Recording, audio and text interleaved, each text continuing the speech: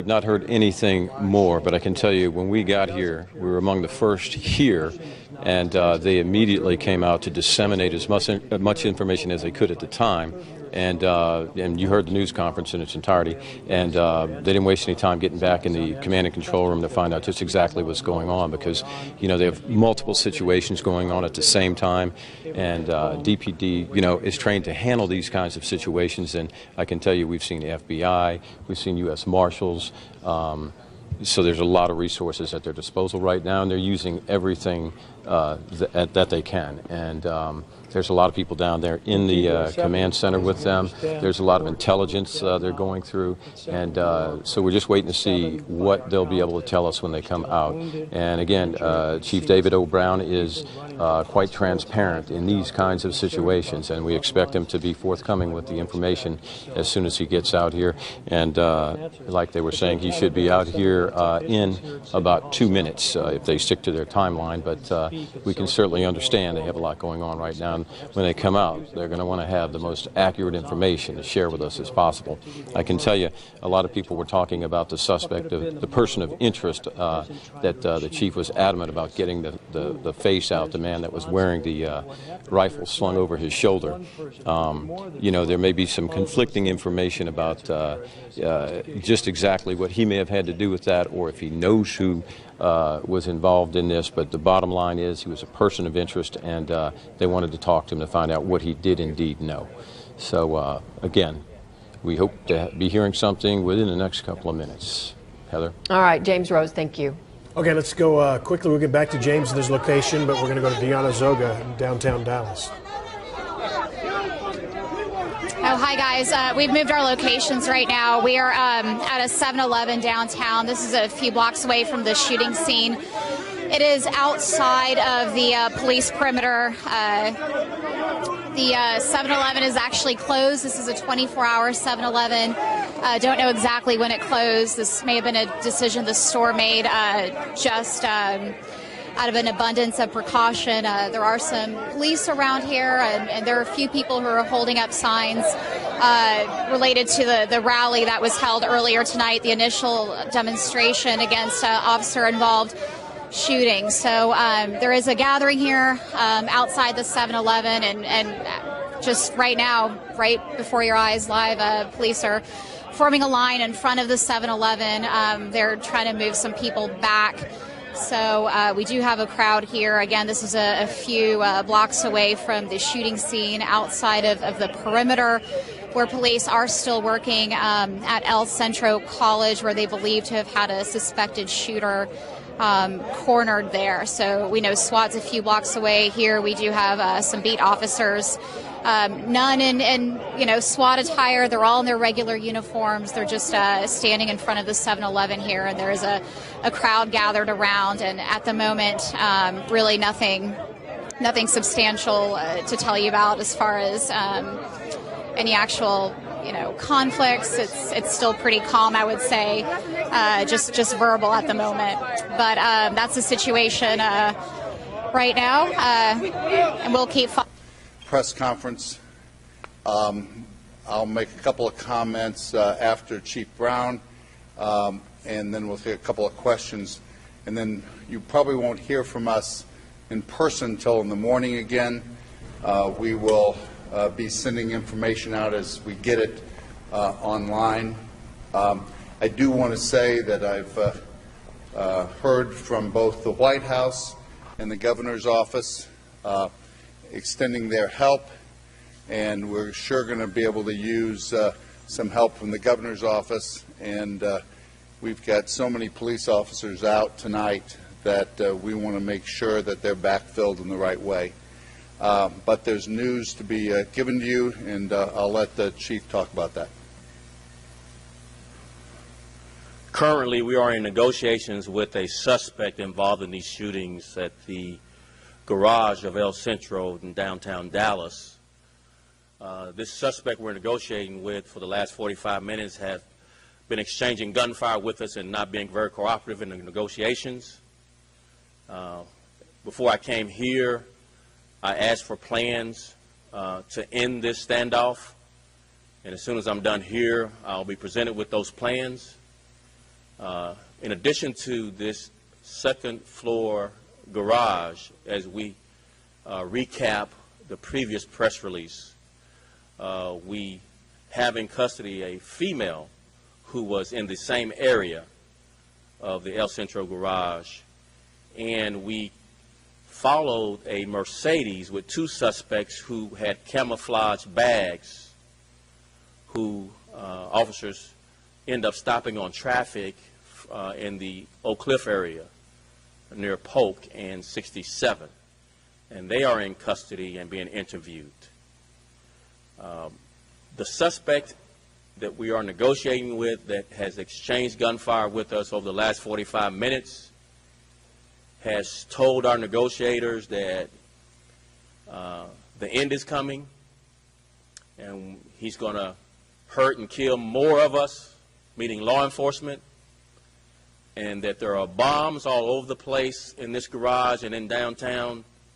So we are being very careful in our tactics so that we don't injure or put any of our officers in harm's way, including the citizens of Dallas, as we negotiate further. We still don't have a complete comfort level that we have all the suspects. So we will continue a very, very rigorous investigation and search of downtown. We're likely to be working throughout the early morning hours of Friday until we are satisfied that all suspects have been captured and have an opportunity to be interviewed so that we can fully understand what's motivated this attack on our officers. As I mentioned in the press release before we came out, one of our officers who was in surgery that we had hopes would survive passed, bringing the total count of officers passed away to four, 3 Dallas police officers and 1 DART officer. We're continuing to ask for the public's prayers and support and encouragement, but I could just tell you I've never been more proud of a police officer and being a part of this great noble profession, seeing the courage, the professionalism, and just the grit to stay on scene in an area looking for suspects, knowing that we are vulnerable. We don't know where they are, and our downtown is very large with a lot of high buildings. And some of the stories I've heard from officers talking about what happened, running toward gunfire to help the injured officers, to get them transported to the hospital by patrol car, not having the time to wait for an ambulance, and just there's so many stories of great courage. So we continue to fight the good fight to bring this to a conclusion, but it's still a very tenuous situation, and we, again, as soon as the mayor is done, we'll take additional questions from you. Then we'll have to be leaving. Thanks. Thank you. Concerning what is going to happen tomorrow morning, this is still an active crime scene, and we are determining right now how big that crime scene is. There are many people that work in the downtown area. We ask them to stay away from that crime scene. Now, how are you going to know where it is? We're going to post it on DallasCityNews.net. And you can check with your buildings that you work in and make sure that those buildings are open. We've got to support our police force and do their job to make sure we get to the bottom and the root cause of all of this. So please make it easy for the police force and other citizens to check your traffic routes in the morning before you come in. I want to add that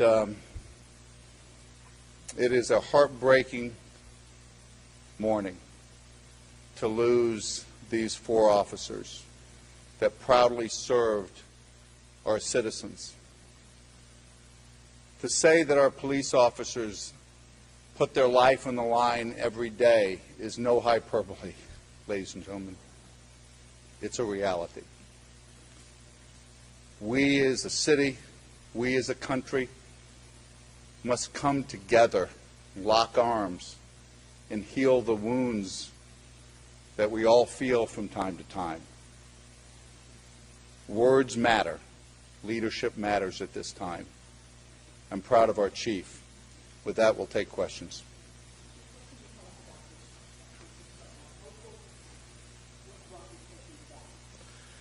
At this point, we don't have a lot of cooperation to find those answers, but we will be continuing our interrogation of the people we have in custody.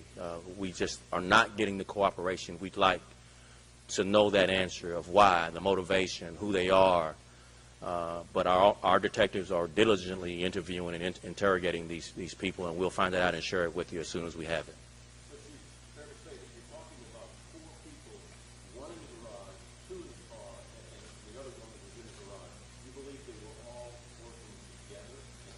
That's our assumption now, and working together with rifles, triangulated at elevated positions in different points in the downtown area where the march ended up going, the route of the march.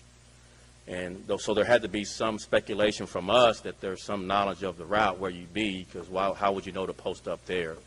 And so we're leaving every motive on the table of how this happened and why it happened, but we're waiting for the suspects to break and let us know what they're doing.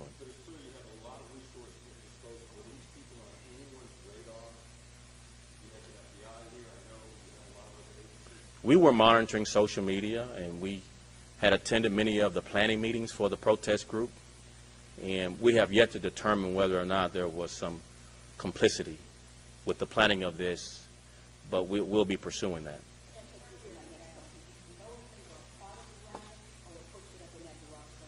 That's yet to be determined. Yes. Last question.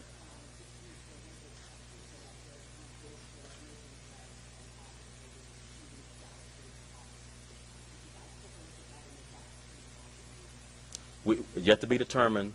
There's a lot of things on social media that get posted that we monitor and follow up on.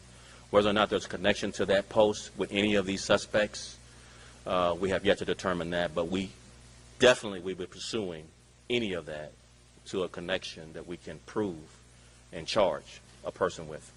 The chief and I have some business. He's got to make some tough calls, and he and I are going to be going to the hospitals right now, and it's important for us to do that. Thank you very much. Thank you.